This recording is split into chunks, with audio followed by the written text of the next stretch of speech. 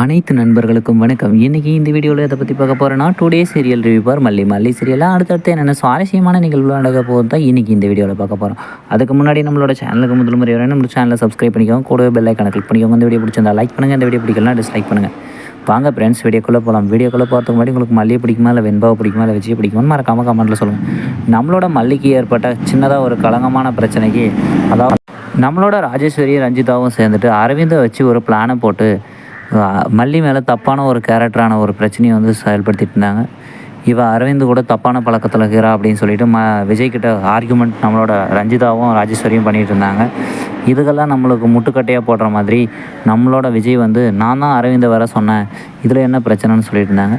இதெல்லாம் ஒரு பக்கம் இப்படி இருந்தாலும் இந்த பிரச்சனைலாம் முடிஞ்சு போஞ்சாலையும் கடைசியாக நம்மளோட விஜய் வந்து மல்லிக்கிட்ட நடந்த விஷயத்துக்காக மன்னிப்பு கேட்டார்.